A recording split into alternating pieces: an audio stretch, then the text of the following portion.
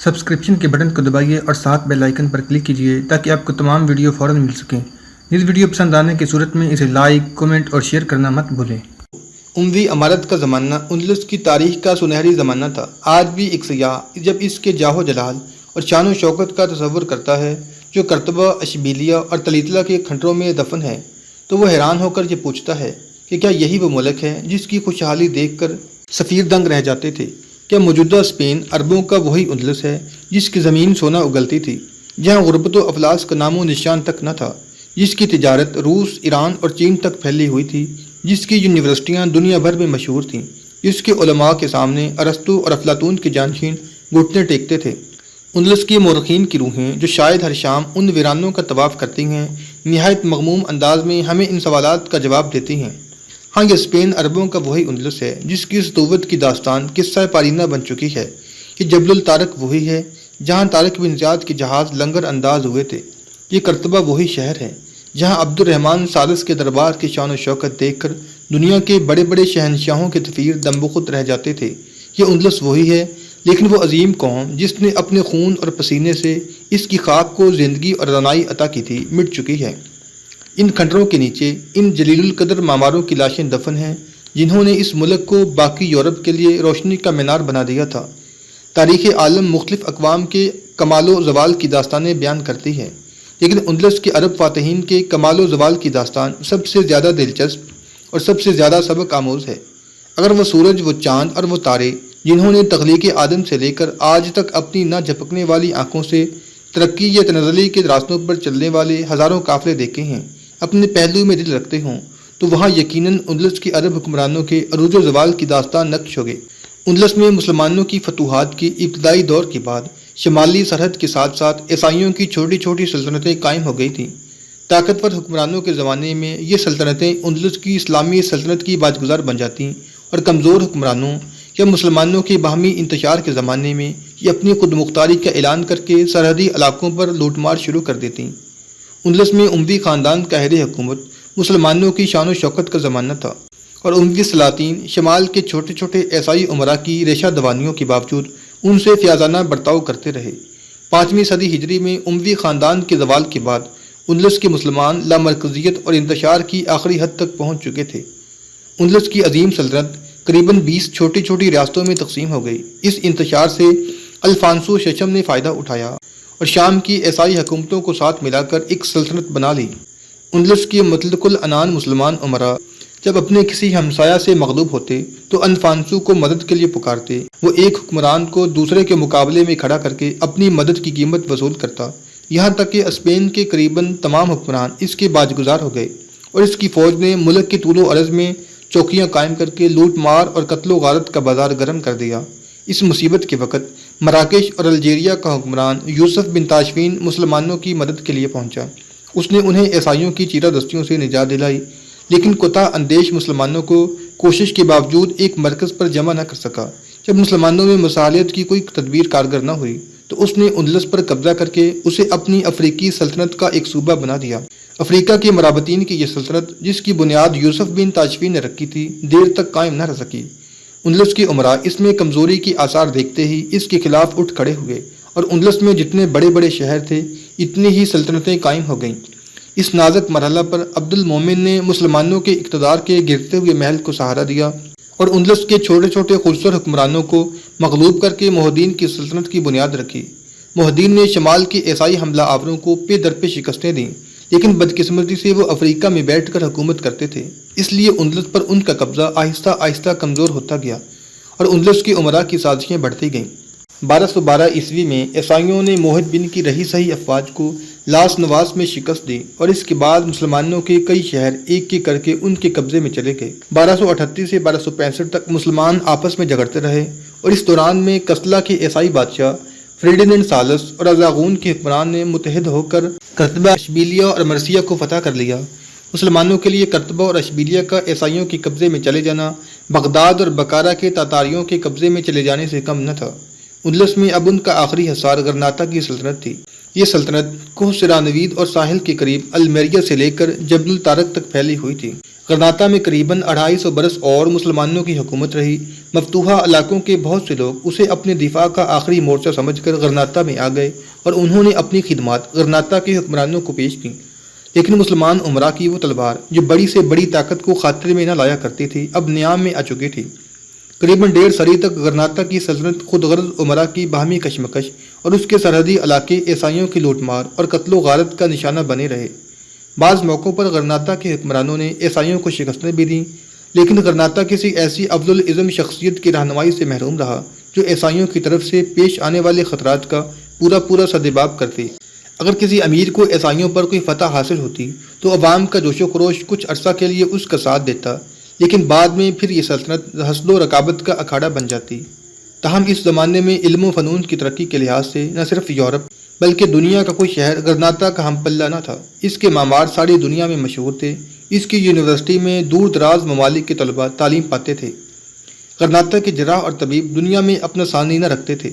جب کوئی قوم اپنے لیے آزادی، عزت اور فلاح کا راستہ منتخب کرتی ہے تو علم اس کے لیے ایک تازیانی کا کام دیتا ہے، لیکن جب وہ اس راستے سے ہٹ جاتی ہے تو یہی علم و فن اس کے لیے نشہ آور دوائی بن جاتا ہے اور اسے اپنے عمل کی کوتاہی پر ضمیر کی ملامت سے متاثر نہیں ہونے دیتا۔ 15ویں صدی عیسوی کے وسط آخر میں غرناطہ کی اسلامی سلطنت کے تنزل کے آثار نہایت تیزی کے ساتھ ظاہر ہو رہے تھے۔ فردینینڈ پنجم اور ازابیلا کی شادی کے ذریعے دو عیسائی سلطنتوں اراگون اور استلا کا اتحاد اور مسلمانوں میں آپس کی پھوٹ اندلس میں مسلمانوں کے ٹمٹماتے ہوئے چراغ کے لیے ہوا کا آخری جھونکا ثابت ہوئی۔ بدر بن مغیرہ کو قسطلہ کے عمراء اور عوام سرحدی عقاب کے نام سے یاد کرتے تھے۔ قسطلہ کی حملہ آور افواج کے خلاف وہ اپنی غیر متوقع کامیابیوں کی بدولت غرناطہ میں بھی نام سے مشہور ہو گیا تھا۔ یہ 60 میل لمبا، 40 میل چوڑا پہاڑ اور جنگل ایک مدت سے ان آزاد لوگوں کا مسکن تھا جو غرناطہ کے متعلق غیر جانبدار اور پڑوس کی عیسائی سلطنتوں سے برسر پیکار چلے آتے تھے۔ بدر سے پہلے اس کا باپ مغیرہ اس علاقے کا امیر تھا اور اس نے عیسائیوں کے بہت سے علاقے چھین کر اپنی مملکت میں شامل کر لیے تھے۔ غرناطہ کے حکمران نے اسے اپنا باج گزار بنانے کی کوشش کی تو اس نے شاہی ایلچی کو جواب دیا کہ اگر غرناطہ کا حکمران قسطلہ کو خراج دینا بند کر دے تو یہ علاقہ اس کا ہے اور میں اس کی فوج کے ایک معمولی سپاہی کی حیثیت سے نصرانیوں کے خلاف جنگ میں شریک ہونا اپنے لیے باعث فخر سمجھوں گا، ورنہ میں غرناطہ کی وساطت سے قسطلہ کی دوہری غلامی میں جانے کے لیے تیار نہیں۔ اس زمانے میں غرناطہ خانہ جنگی کا اکھاڑا بنا ہوا تھا اور غرناطہ کے حکمران کو یہ ہمت نہ ہوئی کہ وہ اپنے دشمن عمرا کی جماعت میں قسطلہ کے عیسائی بادشاہ کو بھی شامل کر لے۔ اس لیے اس نے مغیرہ کو کہلا بھیجا کہ جب تک تمہاری سرگرمیاں صرف نصرانیوں کے خلاف ہیں تمہاری راہ میں کوئی رکاوٹ پیدا نہیں کروں گا۔ قسطلہ کے باجگزار عیسائی عمراء باہمی رکاوٹوں کے باعث مغیرہ کے خلاف کوئی متحدہ محاذ نہ بنا سکے اور اسے تیاری کا موقع ملتا رہا۔ عیسائی عمراء کے محکوم مسلمانوں میں سے بعض لوگ اس کے پیغام پر لبیک کہتے ہوئے اس کے ساتھ آ ملے، لیکن اس نے ابھی تک کوئی 6000 مجاہد فراہم کیے تھے کہ نصرانی اندلس میں ایک بڑا انقلاب آیا۔ فردینینڈ پنجم اور ازابیلا کی شادی کے باعث شمال کی دو طاقتور عیسائی سلطنتوں قسطلہ اور اراگون کا اتحاد اسلامی اندلس کے لیے ایک عظیم خطرہ بن گیا۔ فردینینڈ کے اقتدار کے سامنے چھوٹے چھوٹے عیسائی حکمرانوں کی حیثیت معمولی سرداروں کی رہ گئی۔ وہ غرناطہ کی باجگزار سلطنت کے مقابلے میں مغیرہ کے چھوٹے سے آزاد علاقے کو اپنے لیے زیادہ خطرناک سمجھتا تھا۔ اسے یہ بھی احساس تھا کہ اسے یہ علاقہ فتح کرنے کے لیے اپنی فوج کا بہت بڑا حصہ قربان کرنا پڑے گا۔ مغیرہ نے آنے والے خطرات کا اندازہ کرتے ہوئے اندلس کے طول و عرض میں مجاہدین کی جماعتیں تیار کرنے کی مہم شروع کر دی۔ اس نے آزاد علاقے کی حفاظت اپنے ایک نائب کے سپرد کی اور ایک معمولی تاجر کے بیس میں اندلس کے بڑے بڑے شہروں کا دورہ کیا۔ قرطبہ، اشبیلیہ اور دوسرے شہروں کے ان مسلمانوں نے جن کی روح غلامی کی زنجیروں میں پھڑپھڑا رہی تھی اس کے ہاتھ پر جہاد کی بیعت کی اور اسے یقین دلایا کہ وقت آنے پر وہ اپنے اپنے شہر میں بغاوت کا جھنڈا بلند کر دیں گے۔ تاہم مغیرہ نے یہ محسوس کیا کہ ایک طویل عرصہ غلامی کے بعد نصرانی اندلس میں بہت کم ایسے مسلمان رہ گئے ہیں جو اسلام کے لیے زندہ رہنا اور اسلام کے لیے مرنا چاہتے ہیں۔ مسلمانوں کو ان کے اسلاف کے دین سے بیگانہ کرنے کے لیے جو حرب عیسائی حکمران استعمال کر چکے تھے وہ کافی حد تک کامیاب تھی، اور اب فردینینڈ کے عہد حکومت میں انہیں مرتد بنانے کے طریقوں پر زیادہ شدت کے ساتھ عمل ہو رہا تھا۔ مسلمانوں کی درسگاہوں میں عربی زبان ممنوع قرار دے دی گئی تھی، انہیں عربی لباس پہننے کی ممانعت تھی، انہیں مجبور کیا جاتا تھا کہ وہ اپنے بچوں کو عیسائی درسگاہوں میں بھیجیں۔ تھوڑی بہت مراعات صرف ان لوگوں کے لیے تھیں جو عیسائی مذہب قبول کر چکے تھے، لیکن جو مسلمان رہنا چاہتے تھے ان کے لیے حکم تھا کہ وہ خاص قسم کا نشان لگائیں بازاروں میں انہیں ذلیل کیا جاتا تھا۔ ان حالات میں کمزور لوگوں کی ایسی جماعت پیدا ہو گئی تھی جو بظاہر عیسائی مذہب قبول کر چکے تھے، لیکن اپنے گھروں میں چھپ چھپ کر نمازیں پڑھتے تھے۔ اندلس کے رہے سہے مسلمانوں کے لیے سب سے بڑا خطرہ وہاں کی ایک قومی تحریک تھی۔ منافقین کی ایک جماعت نے اندلسی اور غیر اندلسی کا جھگڑا کھڑا کر دیا تھا۔ یہ لوگ ہسپانوی نسل کے مسلمانوں کو عربی نسل مسلمانوں کے خلاف متحد کر رہے تھے، اور نصرانی حکومت نے ان سرگرمیوں کو اپنے لیے مفید سمجھ کر ان کی حوصلہ افزائی شروع کر دی تھی۔ یہ لوگ مساجد اور چوراہوں میں عرب اور بربری مسلمانوں کے خلاف زہر اگلتے رہتے تھے۔ ان حالات میں بیشتر عرب اور بربری مراکش چلے گئے تھے اور کچھ غرناطہ میں آباد ہو گئے تھے۔ مغیرہ جب ان شہروں کا دورہ کرنے کے بعد واپس آیا تو وہ پر امید نہ تھا۔ 30 شہروں میں قریباً 4000 مسلمانوں نے اس کے ہاتھ پر جہاد کی بیعت کی، تاہم وہ مایوس نہ ہوا اور اس نے عہد کیا کہ وہ اندلس کے ہر شہر میں جہاد کا پیغام پہنچائے گا۔ اسے یہ بھی احساس تھا کہ جب تک غرناطہ سے کوئی زندہ دل حکمران بغاوت کا جھنڈا بلند نہیں کرتا، اندلس کے مسلمانوں کی نشاط ثانیہ کا خواب ادھورا رہے گا۔ اس کی زندگی کی سب سے بڑی خواہش یہ تھی کہ غرناطہ کا حکمران عیسائیوں کے خلاف اعلان جہاد کرے اور وہ سرفروشوں کی جماعت کے ساتھ اس کی فوج میں شامل ہو جائے، لیکن غرناطہ کا تخت خود غرض دعوے داروں کی رزمگاہ بنا رہا۔ ان حالات کے باوجود مغیرہ نے ہمت نہ ہاری۔ وہ ہر سال بھیس بدل کر اندلس کے شہروں میں جاتا اور لوگوں کو جہاد کے لیے تیار کرتا۔ اپنی قیامگاہ میں واپس آ کر بھی وہ اپنا زیادہ وقت اندلس کے شہروں کی خفیہ جماعتوں کے نام خطوط لکھنے میں گزارتا۔ ایک دن مغیرہ جنگل کے پرانے قلعے کے ایک کمرے میں بیٹھا ہوا تھا۔ ایک سپاہی نے آ کر اطلاع دی کہ چند سپاہی سرحد سے ایک اجنبی کو گرفتار کر کے لائے ہیں۔ وہ یہ کہتا ہے کہ میں تلیتا سے ایک ضروری پیغام لے کر آیا ہوں۔ مغیرہ کو اپنی سرگرمیوں کے سلسلہ میں ابھی تک تلیتا جانے کا موقع نہیں ملا تھا۔ اس کے اشارہ پر اجنبی کو پیش کیا گیا۔ بدر کی عمر اس وقت 14 برس تھی اور وہ اپنے باپ کے قریب بیٹھا تھا۔ اجنبی نے کمرے میں داخل ہو کر ادھر ادھر دیکھا اور کہا، میں آپ کے ساتھ تنہائی میں چند باتیں کرنا چاہتا ہوں۔ مغیرہ نے سپاہی کو باہر جانے کا اشارہ کرتے ہوئے کہا، ہاں کہو۔ اجنبی نے جواب طلب نگاہوں سے بدر کی طرف دیکھا تو مغیرہ نے کہا، اس کے متعلق تمہیں پریشان ہونے کی ضرورت نہیں، یہ میرا بیٹا ہے۔ اجنبی نے اپنی جیب سے ایک خط نکال کر مغیرہ کو پیش کرتے ہوئے کہا، اسے پڑھ لیجئے۔ طویل مراسلہ پڑھنے کے بعد مغیرہ سوچ میں پڑ گیا۔ اس کے کانوں میں مراسلے کے یہ آخری الفاظ گونج رہے تھے، تلیتا میں 10,000 سرفروش آپ کے منتظر ہیں۔ میں حیران ہوں کہ آپ نے اس شہر کو اب تک کیوں نظر انداز کر رکھا ہے۔ تلیتا کے مسلمان اندلس کے باقی تمام شہروں کے مسلمانوں سے زیادہ مظلوم ہیں، اور ان میں ہزاروں ایسے ہیں جو ظلم کے بوجھ سسک سسک کر جان دینے کی بجائے آپ کے جھنڈے تلے بہادری کی موت کو ترجیح دیں گے۔ مغیرہ نے ایلچی کی طرف غور سے دیکھتے ہوئے کہا، جاؤ ان سے کہو کہ میں آؤں گا، بہت جلد آؤں گا۔ اس کے بعد مغیرہ نے چند سپاہیوں کو بلا کر حکم دیا کہ وہ ایلچی کو حفاظت کے ساتھ سرحد کے پار پہنچا دیں۔ رات کے تیسرے پہر مغیرہ اپنے بستر سے اٹھ کر ایک راہب کا ویش بدل رہا تھا۔ ایک سپاہی نے کمرے میں آ کر اطلاع دی کہ آپ کا گھوڑا تیار ہے۔ مغیرہ نے کہا، میں ابھی آتا ہوں۔ سپاہی کمرے سے نکل گیا۔ مغیرہ شمع کی روشنی میں اپنے بیٹے کے بستر کے قریب کھڑا ہو کر کچھ دیر اس کے معصوم چہرے کی طرف دیکھتا رہا۔ بالاخر اس نے جھک کر اس کی پیشانی کو بوسہ دیا۔ بدر نے اچانک ایک جھرجھری لی اور ایک ہلکی سی چیخ کے بعد آنکھیں کھول دیں۔ میں کہاں؟ اس نے سہمی ہوئی آواز میں سوال کیا، اور پھر ابا جان کہہ کر مغیرہ کے ساتھ لپٹ گیا۔ ابا جان، میں آپ کو تنہا نہیں جانے دوں گا، میں آپ کے ساتھ چلوں گا۔ بیٹا کیا ہوا؟ مغیرہ نے اسے اپنے سینے کے ساتھ بھینچتے ہوئے پوچھا۔ ابا جان، میں نے بہت برا خواب دیکھا ہے۔ کئی بھیڑیے میرا اور آپ کا تعاقب کر رہے ہیں۔ آپ پیچھے رہ گئے ہیں، انہوں نے آپ کو پکڑ لیا۔ میں آپ کی مدد کے لیے لوٹنا چاہتا تھا، لیکن آپ یہ کہہ رہے تھے، بدر تم بھاگ جاؤ۔ ابا جان، اگر آپ جانا چاہتے ہیں تو میں آپ کے ساتھ چلوں گا۔ نہیں بیٹا، مغیرہ نے مغموم لہجے میں جواب دیا۔ بدر نے کہا، ابا جان، آپ نے پچھلے سال وعدہ کیا تھا کہ جب آپ غرناطہ جائیں گے تو مجھے اپنے ساتھ لے جائیں گے، لیکن بیٹا میں غرناطہ نہیں جا رہا، تلیتا جا رہا ہوں، اور وہاں تمہیں میرے ساتھ کئی خطرات پیش آ سکتے ہیں۔ ابا جان، میں بزدل نہیں ہوں۔ بیٹا، اگر میدان جنگ میں جانا ہوتا تو میں یقیناً تمہیں اپنے ساتھ لے جاتا، لیکن تلیتا میں میرا تنہا جانا ہی مناسب ہے۔ لیکن مجھے یقین ہے کہ آپ وہاں تنہا نہیں جائیں گے۔ وہ کیسے؟ میرا خواب، ابا جان آپ خود کہا کرتے تھے کہ میرے خواب جھوٹے نہیں ہوتے۔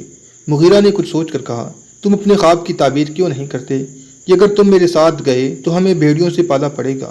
بدر نے کچھ سوچ کر کہا، ابا جان آپ کب واپس آئیں گے؟ مغیرہ نے جواب دیا، میں اگلے مہینے کا چاند نکلنے سے پہلے آ جاؤں گا، لیکن اگر مجھے کسی وجہ سے دیر ہو جائے تو میرے پیچھے نہ بھاگنا۔ میری غیر حاضری میں تم اس جنگل کے نگہبان ہو، میں اپنے ساتھ یہ اطمینان لے کر جا رہا ہوں کہ تم اپنے فرض میں کوتاہی نہیں کرو گے۔ اگر تم نے میرا پیچھا کیا تو میں یہ سمجھوں گا کہ تم نے میری حکم عدولی کی ہے۔ 1 مہینہ گزر گیا، مغیرہ واپس نہ آیا۔ چونکہ ایسے سفروں میں بعض اوقات اس کا ہفتوں کا پروگرام مہینوں میں تبدیل ہو جاتا تھا، اس لیے اس کے ساتھیوں کو تشویش نہ ہوئی، لیکن بدر کی پریشانی میں آئے دن اضافہ ہوتا گیا۔ اس نے مجلس شورا کے سامنے تلیتا میں ایک ہوشیار جاسوس بھیجنے کی خواہش ظاہر کی تو انہوں نے یہ کہا کہ جاسوس بھیجنے سے پہلے ہمارے لیے اس شخص کے متعلق جاننا ضروری ہے جس کی دعوت پر وہ وہاں گئے ہیں۔ بدر نے ایک الماری میں کاغذات کی انبار سے وہ مراسلہ تلاش کیا جس میں اس کے والد کو تلیتا آنے کی دعوت دی گئی تھی، لیکن اس مراسلہ میں نامہ نگار نے اپنا نام چھپانے کی بہت سی وجوہات پیش کرنے کے بعد یہ لکھا تھا، اگر آپ اپنے حافظہ پر زور دیں تو آپ سمجھ جائیں گے کہ میں کون ہوں۔ آپ سے میری ملاقات اشبیلیہ کے قریب ایک سرائے میں ہوئی تھی۔ افسوس کہ گھوڑے پر سوار ہونے سے پہلے آپ نے مجھ پر اپنا نام ظاہر نہ کیا اور مجھے باتیں کرنے کا موقع نہ ملا، ورنہ شاید ثابت کر سکتا کہ ہمارے مقاصد مختلف نہیں۔ بیشتر اس کے کہ میں آپ سے کوئی بات کر سکتا، آپ نے گھوڑے کو ایڑ لگا دی۔ میں نے آپ کا پیچھا اس لیے نہ کیا کہ آپ کے دل میں میرے متعلق شکوک پیدا نہ ہو جائیں۔ اگر آپ تلیتا آئیں تو مجھے تلاش کرنے کا طریقہ یہ ہے کہ شہر کے مشرقی دروازے سے باہر ایک سرائے ہے۔ سرائے کا مالک ایک پستہ کا آدمی ہے جس کے نچلے جبڑے کے 2 دانت ٹوٹے ہوئے ہیں۔ آپ اس سے یہ کہیں کہ آپ اپنے ایک گمنام دوست سے ملنا چاہتے ہیں، وہ آپ کو میرے پاس پہنچا دے گا۔ بیشتر اس کے کہ آپ مجھ سے ملیں، آپ کسی مقام پر اپنا نام یا مقصد ظاہر نہ کریں۔ یہ خط تسلی بخش بھی تھا اور تشویش انگیز بھی۔ تاہم بدر کے ساتھیوں نے ایک ہوشیار جاسوس کو تلیتا بھیج دیا، لیکن اس کی واپسی سے قبل کرتبہ کی خفیہ جماعت کا ایک ایلچی آیا اور اس نے یہ الگناک خبر سنائی کہ مغیرہ کو تلیتا کے ایک چوراہے میں پھانسی دے دی گئی ہے، اور کرتبہ کی خفیہ جماعت کو اس حادثہ کی خبر تلیتا سے آنے والے چند تاجروں کی زبانی معلوم ہوئی ہے۔ چند دن کے بعد بدر کے جاسوس نے بھی واپس آ کر اس خبر کی تصدیق کی۔ بدر اور اس کے ساتھیوں کے استفسار پر اس نے بتایا کہ وہ اس شخص کا پتہ نہیں لگا سکا جس نے مغیرہ کو تلیتا آنے کی دعوت دی تھی۔ جاسوس نے انہیں بتایا کہ میں نے رات کے وقت سرائے کے مالک کے سینے پر خنجر رکھ کر اسے سچ بتانے پر مجبور کیا تو اس نے بتایا کہ وہ شہر کی کوتوال کی طرف سے اس کام پر مامور تھا۔ جاسوس کی باتوں سے بدر اور اس کے ساتھی اس نتیجے پر پہنچے کہ وہ غدار جس نے مغیرہ کو تلیتا آنے کی دعوت دی تھی شہر کی کوتوال یا گورنر کا اعلی کار تھا، اور سرائے کے مالک کو جنگل کا شیر پکڑنے کے لیے بھینٹ کے طور پر استعمال کیا تھا۔ آہستہ آہستہ مغیرہ کے قتل کی خبر تمام اندلس میں مشہور ہو گئی۔ دور دراز کے شہروں کی خفیہ جماعتوں پر اس خبر سے ایک مایوسی چھا گئی۔ غرناطہ کے عوام نے بھی یہ محسوس کیا کہ ان کا ایک مضبوط بازو ٹوٹ گیا ہے۔ تاہم جنگل کے مجاہدین کو مغیرہ کے کمسن لیکن ہونہار بیٹے کی صلاحیتوں پر پورا اعتماد تھا، اور اس نے چند ہی دنوں میں اپنے آپ کو اس اعتماد کا اہل ثابت کر دکھایا۔ ایک دن سرحد کے عیسائی گورنر نے ان پر اچانک حملہ کر دیا۔ بدر پیچھے ہٹتا ہوا انہیں پہاڑی علاقے کی ان دشوار گزار گھاٹیوں میں لے آیا جہاں اس کا ایک ایک تیر انداز دشمن کے 100 سپاہیوں پر باری تھا۔ عیسائی پہاڑوں میں آدھی سے زیادہ فوج ضائع کرنے کے بعد جنگل کی طرف ہٹنے لگے۔ جنگل میں بدر کے تیر انداز پہاڑوں کی نسبت کہیں زیادہ خطرناک ثابت ہوئے، اور نصرانیوں نے جلد ہی یہ محسوس کیا کہ وہ آگ سے نکل کر آتش فشاں پہاڑ کے دھانے پر پہنچ گئے۔ گھنے درختوں میں چھپے ہوئے سپاہیوں کے تیروں کے سامنے ان کی کوئی پیش نہ گئی، اور وہ 6000 کی فوج میں سے صرف 1500 سپاہیوں کے ساتھ پسپا ہوئے۔ نصرانی سپہ سالار تیروں کی بچھاڑ میں اپنی بچی کچی جمعیت کے ساتھ راہ فرار اختیار کر رہا تھا کہ ایک درخت پر سے بدر کے کسی سپاہی نے اس کے گھوڑے پر چھلانگ لگا دی اور دونوں لڑکتے ہوئے زمین پر آ رہے۔ نصرانیوں نے اپنے سپہ سالار کو ایک بار گرتا دیکھ کر دوبارہ پیچھے مڑ کر دیکھنے کی جرات نہ کی۔ وہ بدحواس ہو کر منتشر صورت میں ادھر ادھر بھاگ نکلے، لیکن اپنی سرحد کے قریب پہنچ کر انہیں ایک اور تباہی کا سامنا کرنا پڑا۔ بدر کے سواروں نے ان کے تمام راستوں کی ناکہ بندی کر رکھی تھی۔ ان کے پیچھے تیروں کی بارش اور سامنے چمکتے ہوئے نیزوں کی دیوار تھی۔ صرف بائیں طرف ایک ڈھلوان تھی جس پر انہیں بظاہر کوئی رکاوٹ نظر نہ آئی۔ جو لوگ تیروں اور نیزوں سے بچ نکلے انہوں نے اپنے گھوڑے اس طرف موڑ دیے، لیکن کوئی آدھ میل بھاگنے کے بعد ان کے سامنے ایک گہری کھڈ تھی۔ چاروں طرف سے مایوس ہو کر ان میں سے کوئی 200 آدمی گھوڑوں سے کود کر کھڈ میں اتر پڑے اور دوسروں نے اپنی تلواریں پھینک دیں۔ بدر بن مغیرہ نے چند سپاہیوں کو کھڈ میں اترنے والوں کا تعاقب کرنے کا حکم دیا اور ایک دستہ اسیروں کی نگرانی پر متعین کر دیا۔ یہ معرکہ آفتاب کی پہلی شعاع کے ساتھ شروع ہوا تھا، اور سپہر کے قریب بدر کے 2000 سپاہی عیسائی فوج کے زخمیوں اور قیدیوں کے لباس پہن کر اور انہی کے گھوڑوں پر سوار ہو کر ایک بڑی مہم کے لیے تیار ہو چکے تھے۔